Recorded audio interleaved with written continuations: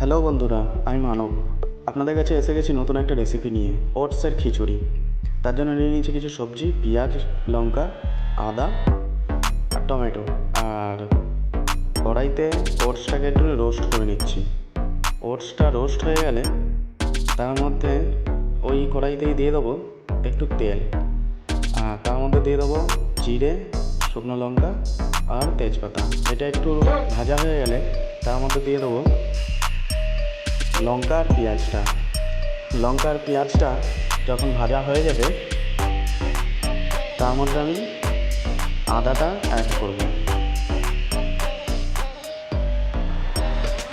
আদাটা দিয়ে একটু নেড়ে চেড়ে তার মধ্যে অ্যাড করে দেবো টমেটোটা যখন হয়ে আসবে তার মধ্যে আমি ধীরে ধীরে মশলা অ্যাড করব।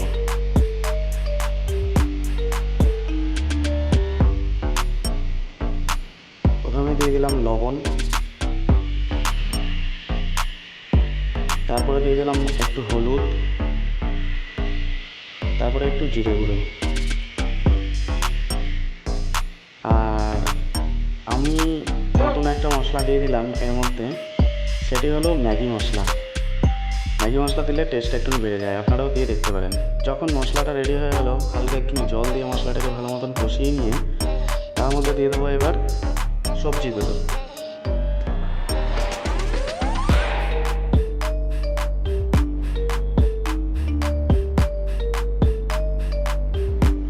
সবজিগুলো দিয়ে খুব সুন্দর করে এটাকে নেড়ে চেড়ে সেদ্ধ করে নেব।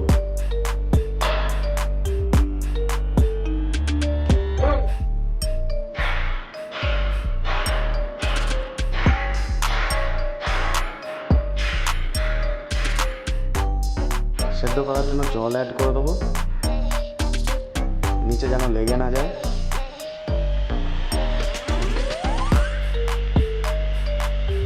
জল অ্যাড করে ঢেকে দেবো, ঢেকে দিলে তাড়াতাড়ি সেদ্ধ হবে। যখন এটা দেখবো যে সেদ্ধ হয়ে গেছে, দেখে নেবো, একবার চেক করে নেবো যে সেদ্ধ হয়ে গেছে নাকি। সেদ্ধ হয়ে গেলে তার মধ্যে অ্যাড করে দেবো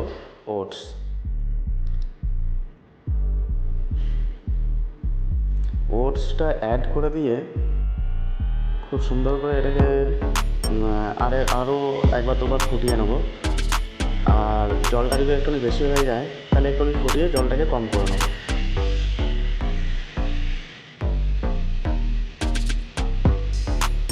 তো বন্ধুরা, কেমন লাগছে এটা একটু দেখে বলবেন। আমার ওটসের খিচুড়ি রেডি, তো দেখে বলুন কেমন লাগছে। ওকে বন্ধুরা, বাই। আবার আসবো নতুন একটা ভিডিও নিয়ে।